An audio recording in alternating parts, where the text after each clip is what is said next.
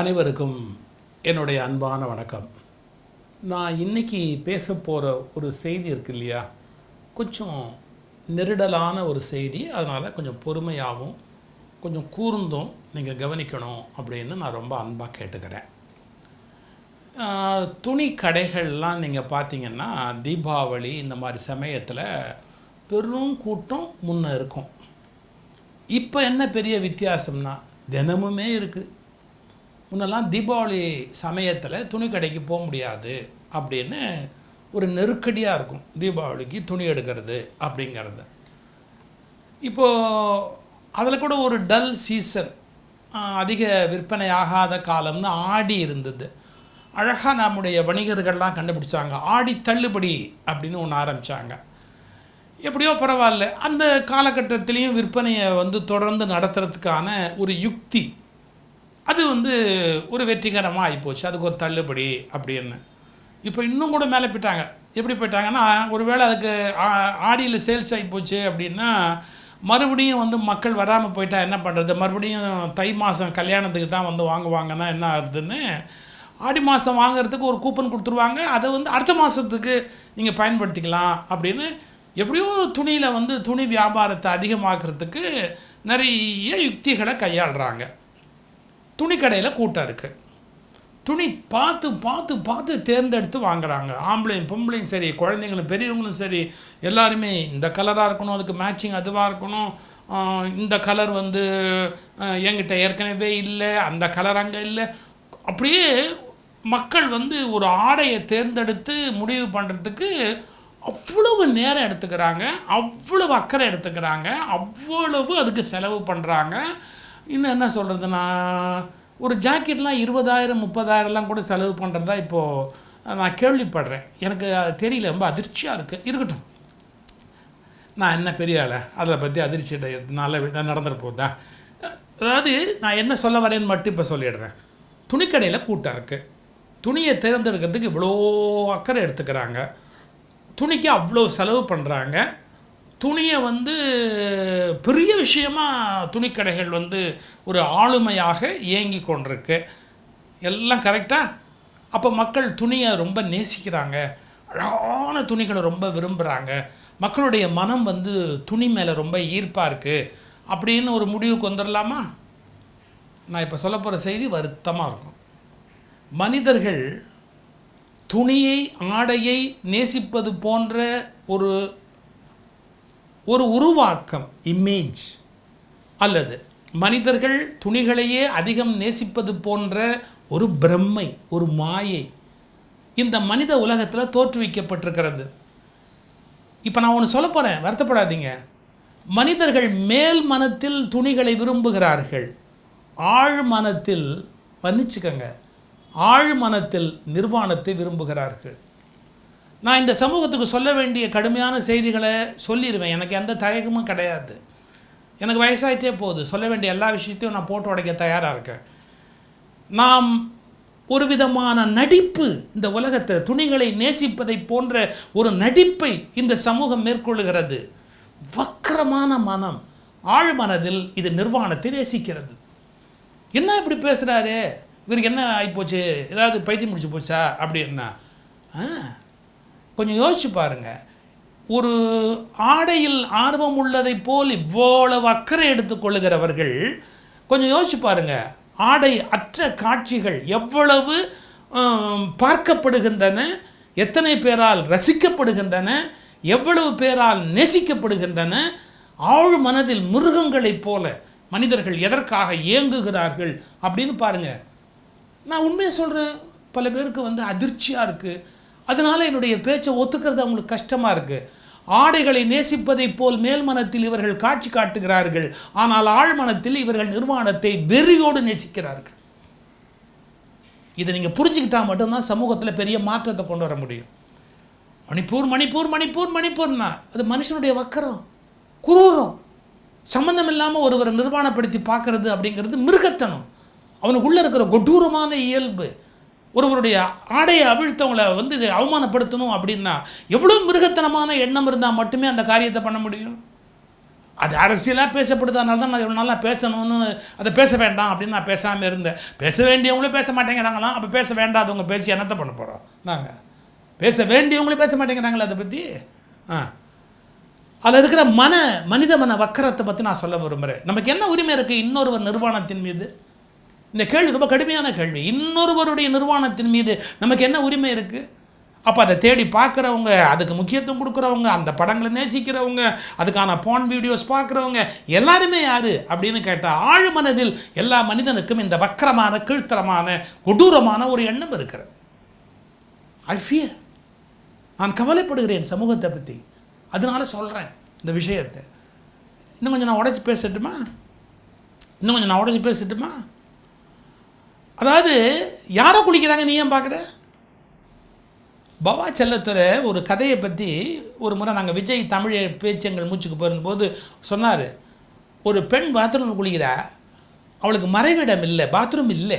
இன்றைக்கி எவ்வளோ பேர் அப்படி இருக்காங்க தெரியுமா துன்பத்தில். அதாவது குளிக்கிறதுக்கு கூட ஒரு மறைவிடம் இல்லை அப்படிங்கிற மாதிரியான ஏழைகள் இன்னும் இந்த நாட்டில் வாழ்ந்துக்கிட்டே இருக்கிறாங்க. இந்த நாடு இன்னும் எவ்வளோ ஏழ்மையில் இருக்குங்கிறது பல பேருக்கு தெரியல. மறைக்கிறாங்க. குளிக்கிறதுக்கு ஒரு ப்ரைவசி வேண்டாமா ஒரு பொண்ணுக்கு இந்த நாட்டில்? இல்லை. அப்போ யாரோ தன்னை பார்க்குறாங்க அப்படிங்கிற உணர்வு வருது. அவள் சொல்கிறதா ஒரு வரி அந்த கதை எழுதுனவர் சொன்னார்னு பவா செல்லத்துறை சொன்னார். ஆண்டவா, ஆண்டவன் மட்டும் எழுத்தாப்பில் வந்தான்னா நான் ஒன்று தான் கேட்பேன். மறவாக குளிக்கிறதுக்கு ஒரு இடம் இருந்தால் கூட போகிறோம். வாழ்கிறதுக்கு இடம் இல்லை, எனக்கு வேறு விஷயத்துக்கு இடம் இல்லை, குளிக்கிறதுக்கு ஏதாவது ஒரு தனியாக ஒரு இடம் அது கூட இல்லையே அப்படின்னு அந்த பொண்ணு சொல்கிறா அப்படின்னு ஒரு சிறுகதையிலேருந்து ஒரு வரிசினார். அதை கேட்டபோது என் நெஞ்சு அதிர்ந்து போச்சு. எவ்வளவு யாரோ குளிக்கிறாங்க, அதை எட்டி பார்க்குறவன் எவ்வளோ பேர், அதில் கேமரா வைக்கிறவன் எவ்வளோ பேர், துணி மாத்திரை கடைக்குள்ளே கேமரா வைக்கிறவன் எவ்வளோ பேர், ஹோட்டலில் கேமரா வைக்கிறவன் எவ்வளோ பேர். இன்னொருவருடைய நிர்வாணத்தின் மீது இந்த மனித சமூகத்தில் யாருக்கு என்ன உரிமை இருக்குது? எவ்வளோ அவமானமாக இருக்குது நமக்கு. யோசிச்சு பாருங்கள். நாகரிகம்னா என்னன்னு சொல்லட்டுமா?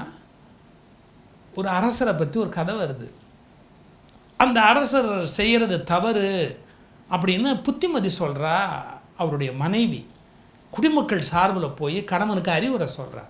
நீங்கள் இப்படிலாம் அநியாயம் பண்ணாதீங்க, நீங்கள் இப்படி பண்ணுறதெல்லாம் தவறு, மக்கள்லாம் ரொம்ப கஷ்டப்படுறாங்க, நீங்கள் உங்களை மாற்றிக்கங்க, இவ்வளோ கொடுங்கோலமாக இருக்காதீங்க, கொடூரமாக இருக்காதீங்க அப்படின்லாம் அந்த பெண் ரொம்ப அன்போடையும் அக்கறையோடையும் ஒரு அரசருக்கு அறிவுரை சொல்கிறார். அந்த அரசன் ஒரு குரூரமானவன். அவன் என்ன சொல்கிறான் தெரியுங்களா?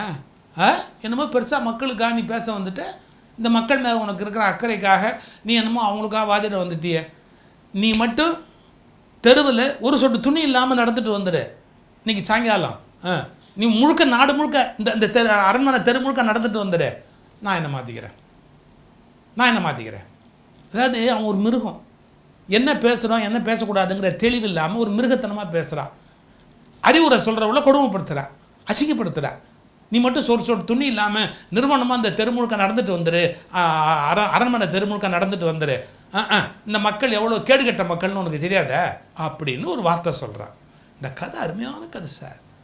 அந்த அரசை அறிவிக்க சொல்கிறா, இன்றைக்கி இத்தனை மணிக்கு மகாராணி உடம்புல ஒரு சொடு துணி இல்லாமல் மக்களுடைய குறைகளை மன்னருக்கு சொல்லி மன்னரை திருத்துறதுக்காக நடந்து வர போகிறா, மக்களிடம் நேசிக்கணும், மக்களை கொடுமைப்படுத்தக்கூடாது அப்படின்னு அரசருக்கு சொன்னபோது, இப்படி நீ நடந்துரு அப்படின்னு அரசர் உத்தரவிட்டிருக்கிறாரு, அப்படி நடந்துட்டால் மாறுறேங்கிறாரு, அதுக்காக மகாராணி நடந்து வர போகிறா அப்படிங்கிறத அறிவிக்க சொல்லிவிட்டு உடம்பில் துணி இல்லாமல் அந்த மகாராணி நடக்கிறா. தெருவில் ஒருத்தர் கூட வரல, எல்லோரும் கதவை சாத்திட்டு வீட்டுக்குள்ளே உட்காந்துட்டாங்க. இப்போ இவள் ஆடை அணிஞ்சிருக்காளா இல்லையான்னு பிரச்சனை இல்லை, இவளுடைய ஆடை இன்மையை பார்ப்பதற்கு ஒரு கண்ணு கூட தயாராக இல்லை. அப்போ என்னங்க அர்த்தம்? அந்த மக்கள் எவ்வளவு நாகரிகமாக இருக்கிறாங்க. இந்த துணியற்ற நிலையில் அவமானம் இல்லை, அதை பார்க்க வேண்டும் என்கிற எண்ணத்தில் தான் அசிங்கம், வக்கரம், கொடூரம் எல்லாமே அடங்கி இருக்குது. அந்த குரூரத்தை மாற்ற வேண்டாமா சொசைட்டிலேருந்து? அதனால்தான் எல்லையற்ற கோபத்தோடு துரியோதனை பேசுகிறான். கொஞ்சம் யோசிச்சு பாருங்கள். நமக்கு அதன் மீது உரிமை இல்லை அப்படிங்கிற தெளிவு இருக்கணும். இந்த பவாச்சலத்தில் சொன்ன சிறுகதை சொன்ன குளிக்கிறதுக்கு அதே மாதிரி ஒரு வரலாறு இருக்குது சார். இந்திய வரலாற்றில் ஷெர்கான் ஆட்சியில் இருக்கிறான். அவன் மகன் வந்து யானை மேலே உட்காந்துக்கிட்டு பயணம் பண்ணுறான். அப்போ ஒரு பெண் குளிக்கிறா. அவன் அரசகுமாரன் திமிரு கையில் ஒரு பூ வச்சுருந்தான், தாமரை மாதிரி ஏதோ ஒரு பூவை கையில் வச்சுருக்கிறான். அவனுக்கு என்ன பூ இருந்ததோ தெரில, எழுதுகிறாங்க, ஏதோ எழுதுகிறாங்க குறிப்பு வரலாற்றில். அந்த கையில் ஒரு பூ வச்சுருந்தான். ஒரு அரகுர ஆடையோடு ஒரு அரகுர மறைவில் நின்று அவன் குளிக்கிற போது இவன் இந்த பூவை எடுத்து அவன் முதுகில் எரிஞ்சிட்டான். எதுக்கு முதுகில் எறிகிறான்? திருக்கிட்டு திரும்புவா அப்படிங்கிற ஒரு ஒரு ஒரு கீழ்த்தரமான எண்ணத்தில் அவன் முதுகில் வந்து அந்த பூவை எறிகிறான்.